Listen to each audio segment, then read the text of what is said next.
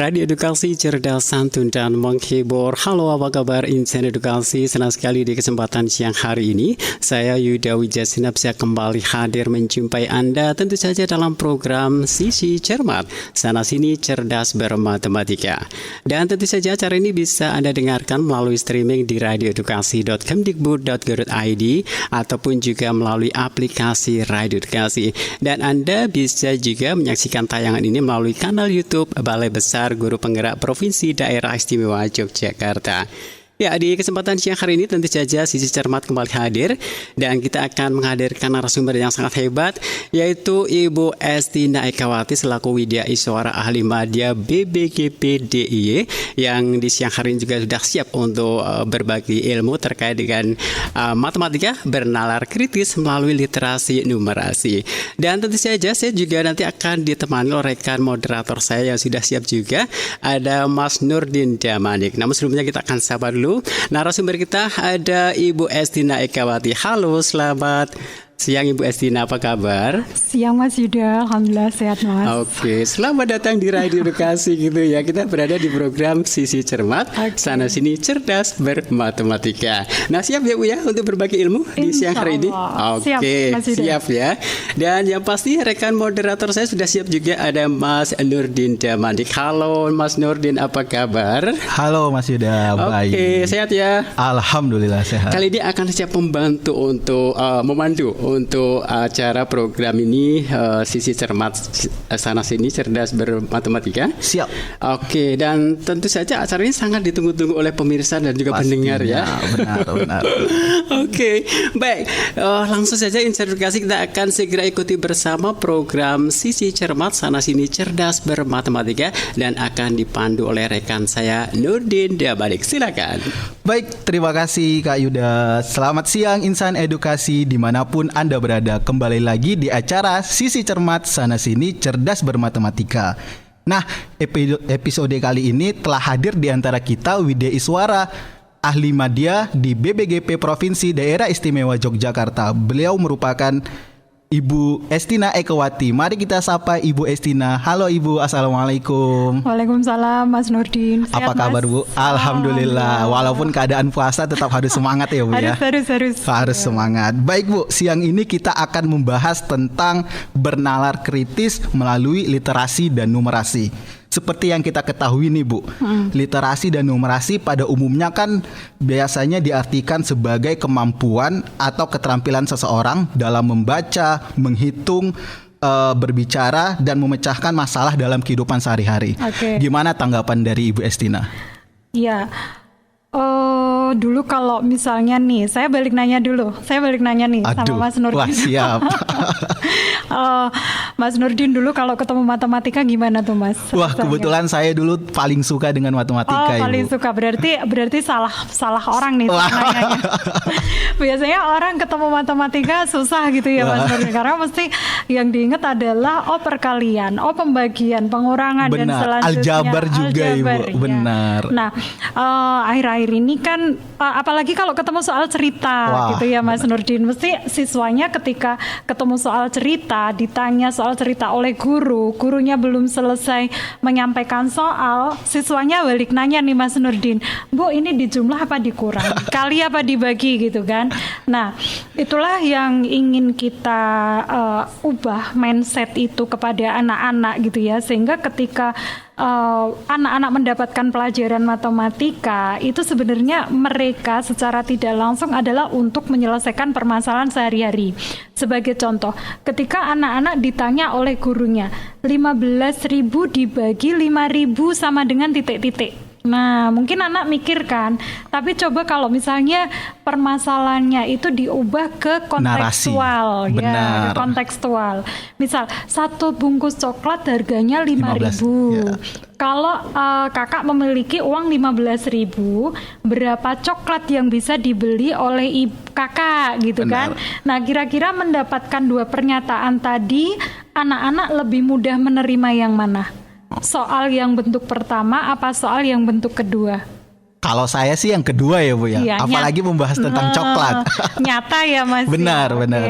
Jadi permasalahan kontekstual itu biasanya oleh anak-anak akan mudah diingat, akan mudah dipelajari dibandingkan hal-hal yang relatif sifatnya abstrak. Nah itu yang ingin kita biasakan kepada anak gitu ya, sehingga kalau kita melihat dari definisinya gitu ya, literasi dari kata literate apa sih itu? Mampu ya, mampu. Literasi numerasi, mampu terkait dengan numerik, angka-angka, berarti mampu menggunakan atau mengolah, menyelesaikan permasalahan sehari-hari yang terkait dengan angka-angka, termasuk konsepnya, teorinya dan lain-lain. Kurang lebih seperti itu Mas. Wah menarik sekali nih Bu. Kita menggabungkan antara literasi dan numerasi. Iya, dan biasanya kan orang taunya literasi, taunya tentang pembacaan, baca cerita dan sebagainya. Numerasi itu dengan angka. Ternyata apabila kedua hal ini digabung itu semakin menarik gitu ya Bu ya. Sebenarnya di dalam bukunya sendiri ya, ketika kita berbicara tentang literasi itu ketika kita menyebut literasi itu yang dimaksud adalah literasi bahasa. Dan ketika kita hanya menyebut numerasi itu yang dimaksud adalah literasi numerasi. Ya, sebenarnya lengkapnya ya literasi bahasa, literasi numerasi. Ya. Baik Bu. Untuk isu saat ini nih Bu, isu saat ini kan penilaian itu berdasarkan literasi dan numerasi. Nah, bisa dijelaskan seperti apa sih hal itu? Mungkin teman-teman atau Bapak Ibu semua, pendengar semua, akhir-akhir ini kita juga sudah tahu ya bahwa kita tidak ada lagi ujian nasional UN USBN yang dulu ketika UN USBN itu sebagai salah satu syarat kelulusan. Nah, saat ini yang kita tahu adalah terkait dengan asesmen kompetensi minimum, asesmen nasional berbasis komputer gitu ya. Jadi AKM ANBK.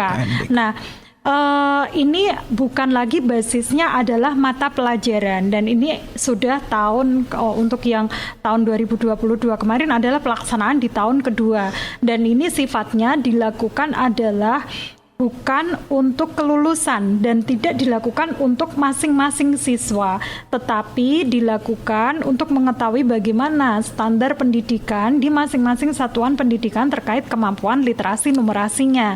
Dan ini untuk yang melakukan asesmen ini sifatnya adalah sampling ya, jadi tidak semua siswa ini Mas Nurdin. Jadi yang mengikuti pun untuk jenjang SD adalah usia kelas 5, untuk yang jenjang SMP kelas 8, untuk yang jenjang SMA SMK adalah kelas 9, dan nanti yang keluar adalah bentuk soalnya tipe literasi numerasi yang mengikuti sifatnya sampling, dan itu bukan sebagai syarat kelulusan. Nah, melihat urgent bentuk asesmen kita seperti ini gitu ya, berarti di dalam proses pembelajarannya pun juga guru-guru hendaknya mengarahkan kepada pembelajaran yang berbasis literasi numerasi ini, sehingga ketika anak-anak mendapatkan asesmen mereka sudah terbiasa melaksanakan atau menyelesaikannya. Jadi mana mungkin asesmen langsung ketemu soal seperti itu, sementara dalam proses pembelajarannya guru tidak berdasarkan literasi numerasi. Benar.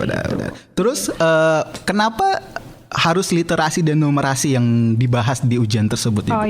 Mengapa? Apa yang mendasari? Iya, yang mendasari. Apa yang mendasari kemudian Mas Menteri atau sekarang ini asesmen kita bentuknya adalah literasi numerasi. Ya, ini sebenarnya berkiblat kepada hasil PISA kita, Mas Nurdin. Ya, adakah yang mau menyampaikan PISA itu apa?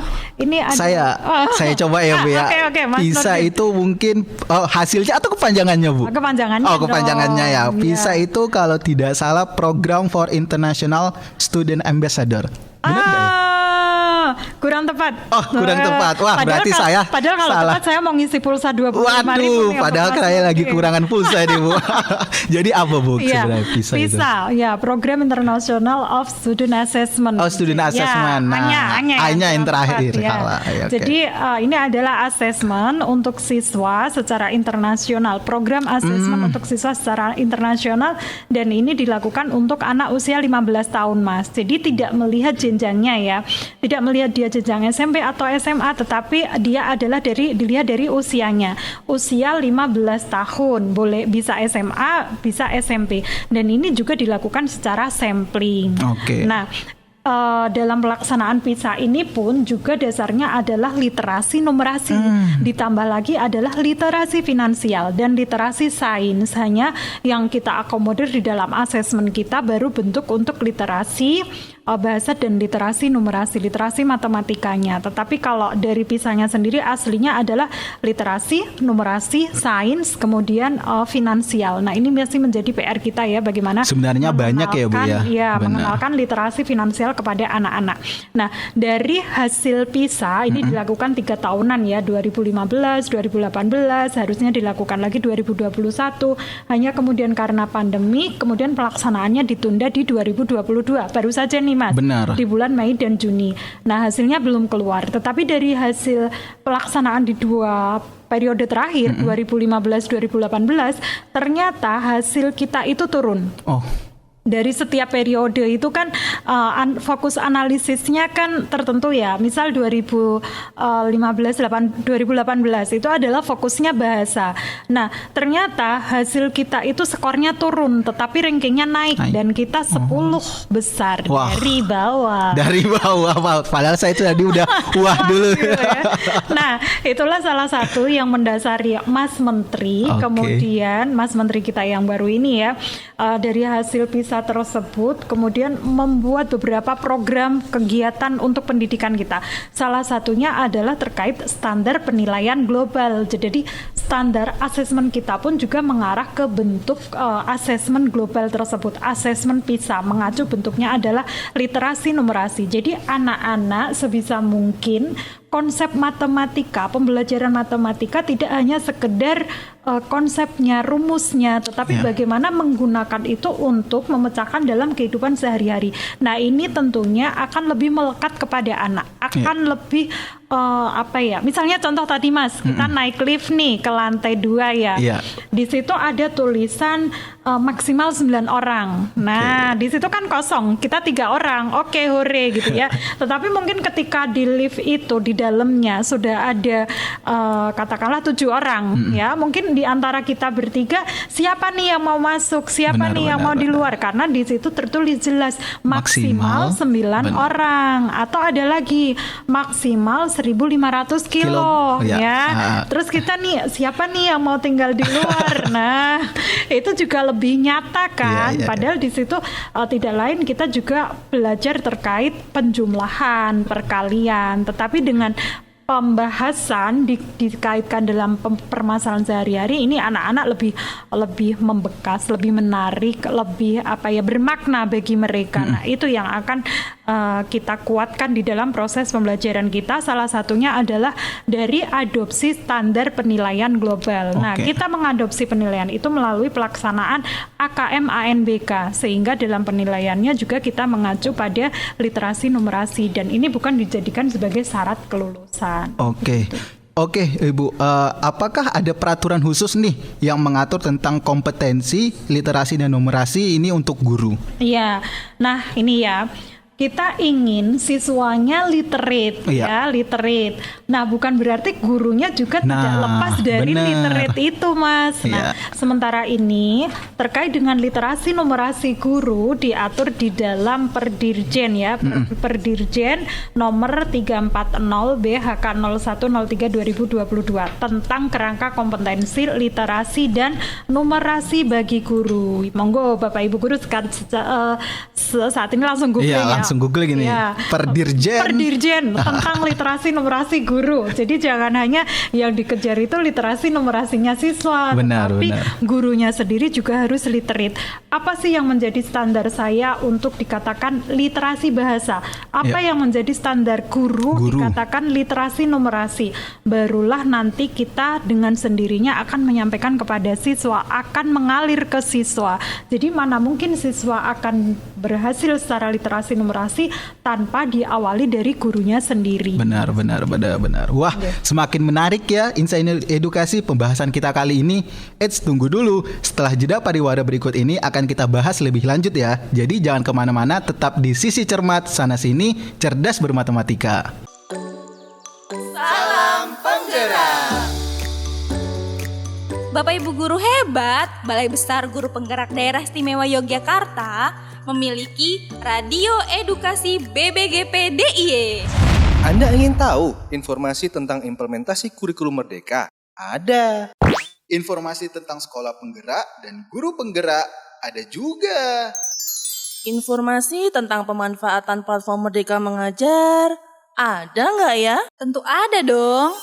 Tidak hanya itu, siaran-siaran Radio Edukasi BBGP DIY juga menghadirkan inovasi-inovasi pembelajaran, hasil praktik baik guru-guru inovatif dari penjuru Nusantara.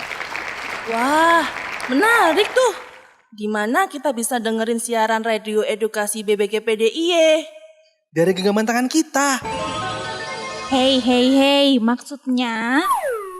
Maksudnya, kita bisa mendengarkan siaran Radio Edukasi BBGP DIY langsung dari ponsel kita.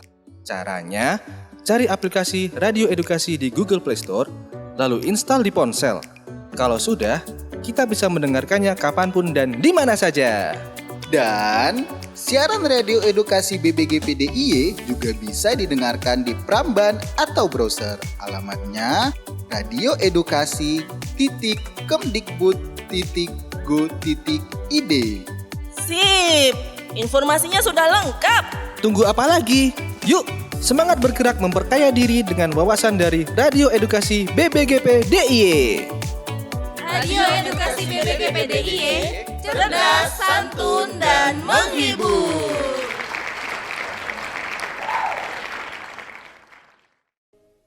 Baik, kembali lagi di acara Sisi Cermat Sana Sini Cerdas Bermatematika. Masih bersama narasumber kita Ibu Estina, dan kita masih membahas tentang bernalar kritis melalui literasi dan numerasi. Bu Estina, setelah kita membahas sedikit nih tentang literasi dan numerasi, sekarang kaitannya dengan asesmen nasional. Dimana dulu ketika saya SD itu masih UN nih Bu. Dari SD, SMP, SMA itu masih membahas tentang UN setiap kelas 6, kelas 3 SMP dan kelas 3 SMA gitu ya Bu ya. Nah sekarang sudah AKM ANBK. Bisa dijelaskan nggak sih Bu sebenarnya asesmen nasional sekarang itu seperti apa? Oke, dulu eranya era ujian nasional ya Wah, Mas ya. Benar. Bahkan simbah-simbah kita ketika cucunya yang masih sekolah ujian akhir gitu ya. Iya benar. Cucuku lagi Eptanas. Pokoknya apapun ujiannya dibilangnya Eptanas. Iya. Dan apapun asesmennya ketika di pertengahan itu dibilangnya cucuku baru THB gitu. Padahal bentuk-bentuk asesmen itu dan penamaannya juga tiap era Beda-beda. selalu berubah. Benar. Ya. Nah saat ini betul seperti tadi yang Mas Nurdin sampaikan, apalagi sejak 2 tahun ini kita tidak mengenal lagi ujian nasional, UASBN, maka saat itulah kemudian pemerintah membuat tadi sistem penilaian secara global, asesmen nasional. Nah, asesmen nasional ini adalah program evaluasi yang diselenggarakan oleh Kemdikbud untuk meningkatkan mutu pendidikan dengan memotret inputnya, kemudian proses dan output pembelajaran di sekolah tersebut. Sehingga ini kalau dulu mungkin ketika kita kuliah ada belajar tentang penelitian ya, sampling penelitian minimal berapa gitu kan, sehingga dari N minimal 25-30 itu juga sudah bisa digeneralisasi. Nah dari situlah kemudian memang pelaksanaan asesmen nasional ini tidak perlu semua siswa, tetapi cukup keterwakilan gitu ya, sehingga untuk jenjang SD SMP ini ada batas yang batas minimal berapa, sehingga tidak semua siswa mengalami gitu ya. Tetapi harapannya ini yang masih menjadi salah kaprah sekolah gitu ya, ketika mau AKM ANBK, maka siswa yang direncanakan menjadi sampel random secara random ini kemudian dikondisikan nanti yang akan menjadi sampel adalah si A si B, kemudian mereka di drill. Nah ini yang menjadi salah kaprah, sehingga hasilnya pun juga tidak menggambarkan keadaan sekolah tersebut seperti apa gitu kan. Harapannya ya silakan dilakukan secara alami, justru hasilnya yang dari sampling tadi bisa menggambarkan sekolah saya nilai literasinya berapa, numerasinya berapa, sehingga guru di kelas harus bagaimana. Nah, terkait asesmen nasional ini ada 3 instrumen yang nanti akan diberikan oleh pemerintah, yaitu asesmen kompetensi minimum, ini terkait literasi numerasi, kemudian survei karakter dan survei lingkungan belajar gitu ya. Nah, tadi terkait numerasi, ketika kita berbicara numerasi maka itu secara tidak langsung yang dimaksud adalah literasi matematikanya. Kemudian ketika kita hanya menyebut literasi saja maka itu yang dimaksud adalah kemampuan terkait membacanya gitu. Berarti yang dinilai 3 itu ya Bu ya? Iya, 3 itu. Jadi AKM-nya dari literasi numerasinya, kemudian survei karakternya yang nantinya mengarah kepada profil pelajar Pancasila. Ya, berani nggak Mas? 6 karakter apa? Pulsa 30.000 deh. Itu susah Bu. Susah ya. Ya, 6 profil ya yang ingin digali dari siswa kita. Nah, kalau di dalam kurikulum Merdeka ini masih ada kaitannya ya. Untuk penguatan profil pelajar Pancasila maka kita bisa menguatkan melalui kegiatan project profil, penguatan profil pelajar Pancasila, dilihat dari beriman bertakwa kepada Tuhan Yang Maha Esa dan berakhlak mulia, kemudian kebinekaan global, bernalar kritis, kreatif, mandiri dan gotong royong. Nah, harapannya melalui kegiatan pembelajaran di kelas, melalui project itu adalah untuk penguatan karakter tadi, sehingga ingin dilihat karakternya di situ bagaimana terkait dengan gotong royongnya, anak-anak bagaimana karakternya terkait dengan keimanan dan ketakwaannya dan lain-lainnya. Kemudian juga survei lingkungan belajar. Apakah lingkungan belajar yang ada di sekolah tersebut sudah nyaman atau belum? Kemudian apakah juga terjadi kekerasan seksual yang ini menjadi salah satu kalau di Mas Menteri menyebut sebagai dosa besar pendidikan gitu ya, yang masih menjadi PR. Dan ternyata nilai dari rapot pendidikan kita memang terkait khususnya kekerasan seksual ini memang relatif tinggi nilainya. Nah itu. Kemudian kita fokus kepada literasi numerasi gitu ya. Nah itu tadi, kalau guru di kelas dalam proses pembelajarannya tidak mengarah kepada bentuk literasi, maka nanti yang akan mendapatkan pengalaman literasi numerasi hanya siswa-siswa yang menjadi responden tadi gitu kan. Padahal ya kalau berpikir jauh ke depan lagi, di episode keberapa 22 insya Allah ya yang Mas Menteri meluncurkan program bagaimana proses masuk perguruan tinggi. Ya, yang di sana adalah terkait dengan bernalarnya ya. Jadi kemampuan bernalar yang ini sedikit berbeda dengan pelaksanaan ujian masuk di tahun-tahun sebelumnya.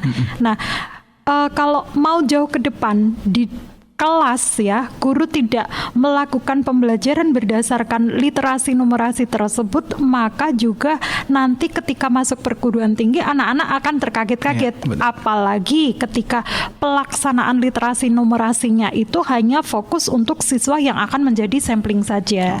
Jadi meskipun pelaksanaan AKM ANBK ini sifatnya sampling, tetapi harapannya pembelajaran di kelas itu juga sudah mengarah ke sana. Begitu Mas Nur. Oke, Ibu, yang menarik bagi saya ini di mana sampling dari siswa tersebut yang mengikuti tes AKM ANBK itu kan dia dari siswa kelas 5, siswa kelas 8 dan siswa kelas 11. Itu kenapa sih Bu alasannya kenapa malah di tahun pertengahan nih yang diambil samplingnya? Kan biasanya kalau UN dulu malah tahun terakhir yang diuji gitu.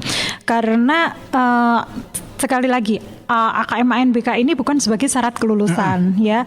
Jadi ketika ada hasil untuk siswa bukan siswa kelas puncak tetapi masih di pertengahan, masih ada waktu kesempatan untuk memperbaiki. Sehingga bagaimana nanti ke depannya apalagi kalau sudah tahun kedua, tahun ketiga ini kan ada gapnya, ada selisih nilai literasi numerasinya, ini ada perbaikannya dan lain-lain seperti itu. Jadi memang karena bukan sebagai syarat kelulusan, maka salah satu itu yang menjadi salah satu alasan mengapa dipilih untuk siswa-siswa kelas tadi. Wah, menarik Bu.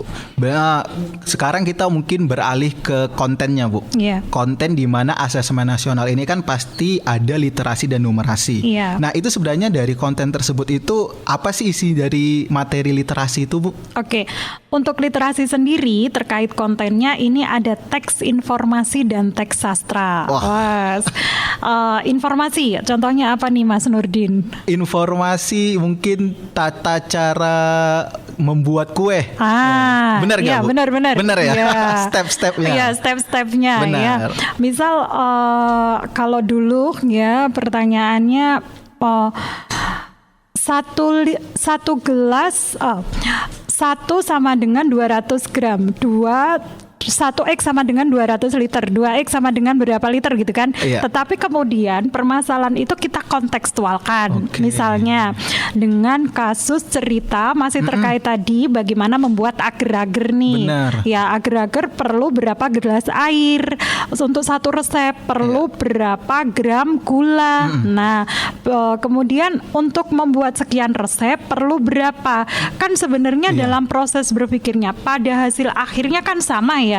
Terkait perbandingan tadi, tetapi penyajian permasalahannya ini yang berbeda. Coba nih Mas, kalau Mas Nurdin tadi 1 gelas sama dengan 200 gram, 2 gelas berapa gram? Ini nggak ada pulsanya. Berarti 2 gelas? Iya, ini harus saya jawab nih, Bu? Nggak usah Ya. Ketika mendapatkan soal itu, kemudian di lain guru mendapatkan pengalaman soal terkait agar-agar tadi, lebih menarik mengerjakan yang mana? Iya. Kira-kira anak-anak lebih nyantol yang mana nih?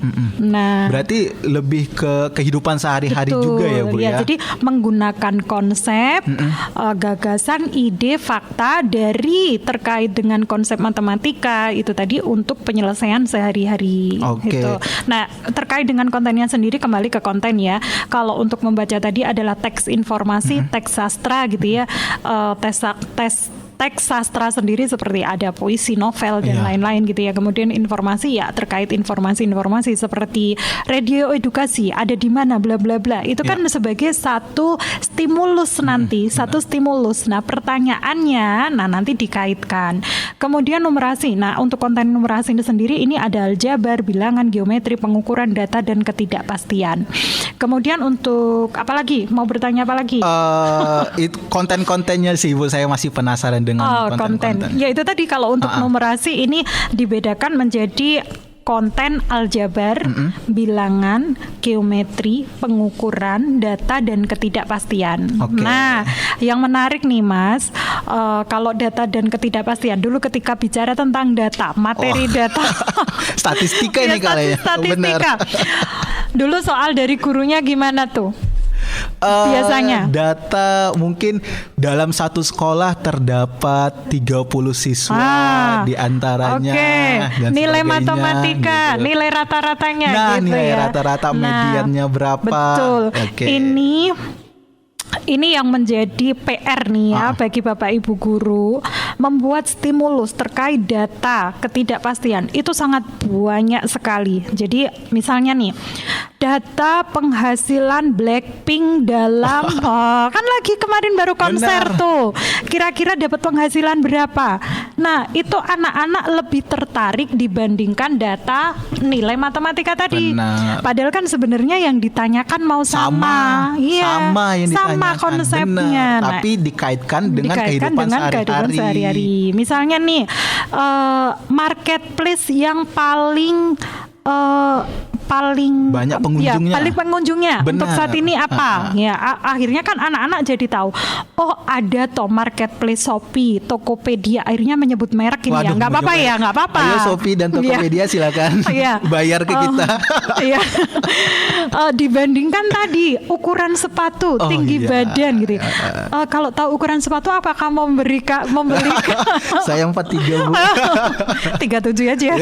Iya, artinya berilah stimulus kepada anak-anak yang memang menjadi isu terkini. Setuju. Jadi selain anak-anak juga mendapatkan konsepnya, mereka juga tahu perkembangan saat ini itu apa. Nah ini Bapak Ibu untuk mencari stimulus-stimulus bisa berkunjung ke websitenya Databox. Atau Kata Data. Ini di Instagram juga ada. Saya juga menfollow itu. Benar. Jadi biasanya data mereka menarik. Iya, data mereka menarik. Benar. Ya, dan visualisasinya juga menarik. Iya, visualnya menarik. Ya. Seperti misalnya data COVID ya. COVID dulu ketika COVID itu masih tinggi-tingginya ya. Misalnya yang sembuh berapa, yang sakit berapa, yang meninggal berapa.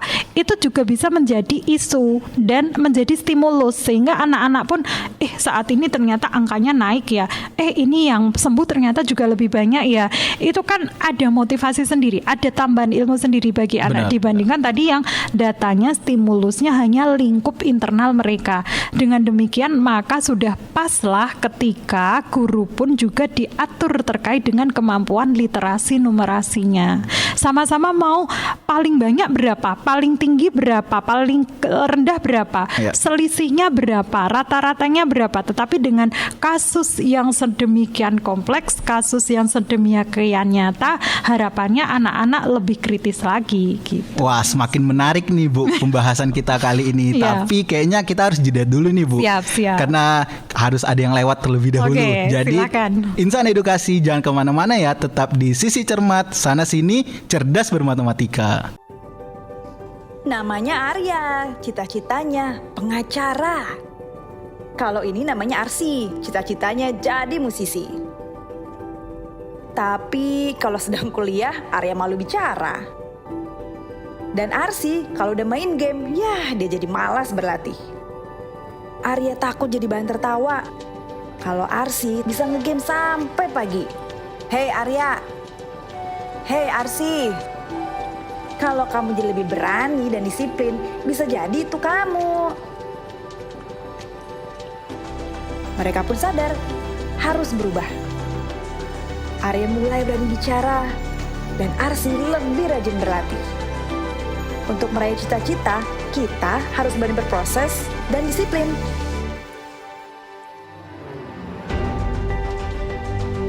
Belajar Pancasila, mandiri, menggapai mimpi. Kembali lagi di Sisi Cermat, sana sini cerdas bermatematika. Masih bersama narasumber kita yaitu Ibu Estina, membahas tentang bernalar kritis melalui literasi numerasi. Baik Ibu, tadi kita udah tahu nih konten-konten tentang literasi, udah tahu tentang konten numerasi gitu. Nah, mungkin kita langsung ke, sebenarnya boleh dikasih contoh nggak sih Bu soal-soal AKM ANBK itu seperti apa? Mau contoh? Ya. Sebenarnya ada di website ya, dan kita itu bisa ke sana. Sebentar, saya ambilkan atau ke linknya aja ya. Silakan dicoba nih. Simulasi AKM. Wah, coba googling aja simulasi AKM. Oke. Ya. Berarti di situ kayak bank soal gitu ya Bu ya? Iya, jadi anak-anak sudah seperti mengerjakan AKM sebenarnya. Ya, literasi numerasi. Dan ini kebetulan saya mengikuti web ini ya dari tahun kemarin dari tahun kemarin. Jadi soalnya pun juga sudah update nih Mas. Nah, soal tadi yang kita di live itu adalah soal contoh untuk literasi matematika di tahun yang kemarin. Dan ternyata ini di tahun kedua itu juga sudah update. Ini beberapa waktu yang lalu sekitar bulan Februari insya Allah ada pendaftaran untuk penyusun soal.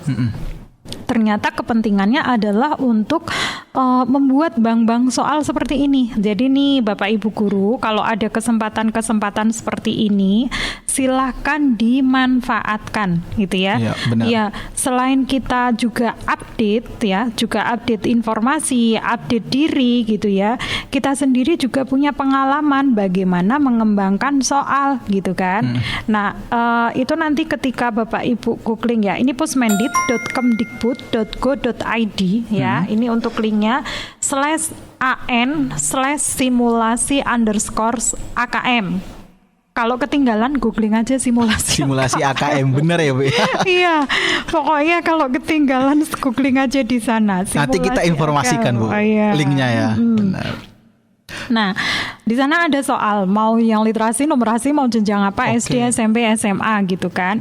Nah, Bapak Ibu, kemudian itu adalah contoh-contoh. Berarti nanti di dalam pembelajarannya menyesuaikan dengan kompetensi yang ada di masing-masing jenjang kelas. Kita menyesuaikan. Misalnya untuk kompetensi di kelas 1 itu juga ada seperti penjumlahan sampai dengan angka 100. Nah, terus kita mau bagaimana nih membuat soal yang penjumlahan untuk level jenjang SD. Nah, berarti tidak hanya fokus ke kelas 5, kelas 8, kelas 11 tadi, tetapi harapannya memang di semua jenjang kelas pun juga ada.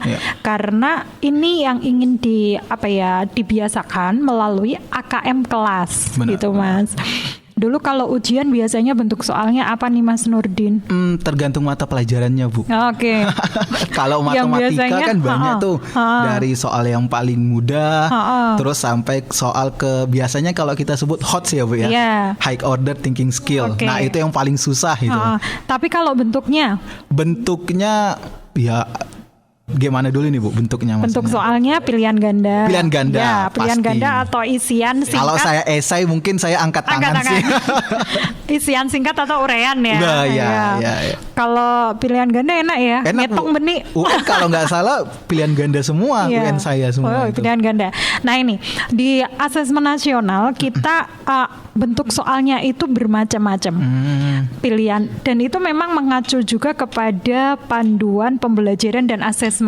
Bentuk asesmen kita itu ada yang namanya tes kalau yang kita pakai di AKM ANBK kan memang tes tulis ya, tetapi sebenarnya asesmen sendiri kan instrumennya banyak, ada tes tulis, tes lisan, observasi, wawancara dan lain-lain, project ya, kemudian juga contohnya lagi apa? Catatan anekdot ya. Nah, tes tulis sendiri adalah salah satu bagian instrumen penilaian.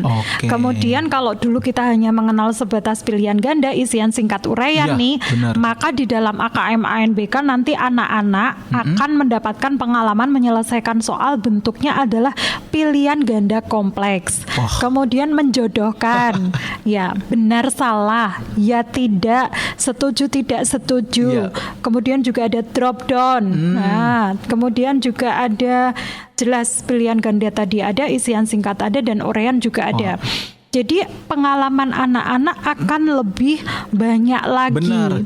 Lebih bervariasi. Betul, ya Bu ya. Lebih bervariasi. Jadi kita nggak monoton di ABCDE, ABCDE, esai dan sebagainya. Betul. Nah ini yang harus dibiasakan ke anak-anak kita. Seperti misalnya pilihan ganda kompleks. Artinya kan dalam satu pilihan, dalam pilihan yang diberikan, anak-anak bisa memilih lebih dari satu jawaban yang benar. Kalau dulu kan cuma satu tuh. Pasti itu jawabannya. Kalau nggak itu salah. Kalau nggak itu salah. Nah sekarang juga misalnya kalau dulu kita mengenal kecuali ya. Nah kecuali itu kita hilangkan, itu sudah menjadi bentuk pilihan ganda kompleks. Tapi bukan sekedar menghilangkan. Contohnya ginilah. Berikut cara yang memungkinkan untuk bepergian dari Jogja ke Jakarta. Naik pesawat, naik kereta, naik bis, jalan kaki. Nah, kira-kira yang mana nih? Ketiga itu pasti bisa semua sih Bu. Keempat bisa. Ya. Jalan kaki pun masih memungkinkan. Sebenarnya masih memungkinkan, kan? tapi ada tapinya. Iya, yang memungkinkan artinya mungkin opsi paling bawah nggak akan kan. Berarti kan memilih dari ini. Berarti pilihan 1, 2, 3. Nah, kalau dulu kan mungkin bentuk soalnya berikut ini cara ke Jakarta. Kecuali. Betul. Nah, dari situlah maka anak-anak juga bentuk pilihan soal itu juga bisa membuat anak-anak untuk berpikir lebih lagi dibandingkan yang tadi bentuk soal pilihan ganda. Termasuk setuju tidak setuju. Ya, termasuk ya tidak, benar salah. Ketika ada stimulus yang diberikan, misal nih data pengguna HP dengan negara. Ada data negara, jumlah penduduk, kemudian ada pengguna HP dan ada proporsi pengguna HP. Kemudian tentukan pernyataan berikut benar atau salah berdasarkan data tersebut. Misalnya, negara dengan jumlah penduduk paling sedikit, pengguna smartphone juga paling sedikit. Nah, ini kan kita tidak hanya sekedar tetapi kan di situ ada olah datanya, betul. Nah, itu tadi termasuk kontennya adalah masuk ke konten data dan ketidakpastian data dan ketidakpastian. Kemudian untuk memutuskan tidak itu kan juga nggak sembarang ya. Dan biasanya satu soal itu untuk bentuk tidak setuju itu ada beberapa pernyataan. Jadi satu nomor bisa jadi sekian nomor sebenarnya gitu. Sub-subnya lagi ya, sub-subnya lagi untuk yang bentuk tadi. Jadi tidak setuju, benar salah itu menjadi bentuk bagian dari penilaian pilihan ganda kompleks. Jadi masuk ke kategori itu, Mas. Menarik sekali ya, menarik. Bu, ya, nah, ini dan anak-anak sebelum ke soal menyelesaikan bentuk AKM ANBK ini yang harus dibiasakan. Jadi nggak bisa langsung bentuk asesmennya sehari-hari tes tulis, kemudian juga pilihan ganda isian uraian, tiba-tiba mengerjakan soal AKM ANBK yang bentuk soalnya macam-macam itu tadi tuh. Ya, mungkin anak-anaknya sebenarnya bisa, tetapi karena nggak biasa itu loh. Aku tak biasa. Nah itu, jadi marilah kita biasakan melalui AKM kelas. Gitu. Nah sebelum kita akhiri nih Bu ke sesi kita pada hari ini, sebenarnya apa sih yang harus disiapkan guru untuk asesmen ini? Gitu. Sebenarnya apa ini sih hal yang penting ini?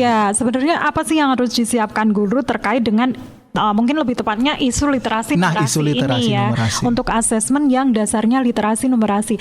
Pesan saya bagi Bapak Ibu guru sendiri ketika mengharapkan anak-anak menjadi pelajar sepanjang hayat. Menarik nih. Maka sebenarnya itu pun juga pesan untuk Bapak Ibu guru semua, termasuk pesan untuk kita nih Mas Nurdin. Saya juga ya. Yang ada di BBGP DIY. Jangan berhenti untuk belajar. Nah, kalau nggak paham literasi apa, kita googling. Numerasi apa, kemampuan guru literasi numerasi apa, termasuk mempelajari perdirjennya, contoh-contohnya, bukunya, websitenya. Bahkan untuk jenjang SD sendiri itu link untuk belajar. Sudah banyak kumpulan soal untuk jenjang SD itu di DIT SD Ditjen SD. Kalau yang SMP SMA saya tahu ini belum sebanyak yang disiapkan oleh jenjang SD ya. Dan termasuk juga ada website Assessmentpedia. Nah, selain seperti Wikipedia kan kita banyak tahu tentang hal-hal gitu ya. Nah, terkait dengan Assessmentpedia juga demikian. Kita juga bisa banyak tahu referensi terkait dengan asesmen. Kita tidak hanya mencari referensi, tapi kita pun juga bisa ikut andil di situ. Jadi kalau Bapak Ibu punya, saya mengembangkan contoh literasi numerasi seperti ini, silakan di-share. Siapa tahu itu juga bisa menjadi inspirasi untuk guru-guru lainnya. Nah, Bapak Ibu, kita sendiri juga belajar. Harapannya itu dengan sendirinya akan sampai ke siswa. Pembelajaran kita di kelas juga harapannya sudah berbasis literasi numerasi itu. Jadi kalau nggak bisa baca. Setuju, Ibu. Semua berawal dari baca. Betul. Benar, setuju. Oke, baik Insight Edukasi. Nampaknya obrolan kita ini sangat menarik ya. Tapi sayang sekali kita harus mengakhiri sesi kita pada hari ini, karena waktunya sudah habis ya Mas ya. Oke, baik Ibu Estina, terima kasih atas kesempatannya berbagi ilmu kali ini. Banyak ilmu dan insight yang kita dapatin pada hari ini ya Bu ya. Dan bagi Insight Edukasi dimanapun kalian berada, tetap tunggu ya sisi cermat episode berikutnya, yaitu di minggu depan setiap hari Senin, tentunya dengan tema dan narasumber yang gak kalah menariknya. Saya Nurdin Damanik pamit undur diri, dan waktu kita kembalikan ke Mas Yuda. Silakan Mas Yuda. Oke, terima kasih Mas Nurdin. Wow, luar biasa sekali. Kita kali ini bersama dengan Ibu Estina Ekawati yang sudah memberikan ilmunya terkait dengan bernalar kritis melalui literasi numerasi, dan harapan kita semoga dengan mendengarkan acara ini bisa bermanfaat tentu saja bagi para siswa, para guru juga ya Bu ya. Dan ini juga menjadi bahan pembelajaran juga. Oke, terima kasih Bu Estina. Yuda sudah berkunjung dan bergabung di sisi cermat kali sama-sama ini. Kak Yuda. Ya, semoga di lain kesempatan masih bisa ketemu lagi dengan tema yang berbeda lagi gitu ya. Juga Mas Nurdin yang sudah memandu acara ini, thank you. Wah, sama-sama Kak. Di lain kesempatan bisa memandu acara ini lagi. Siap terus. Oke.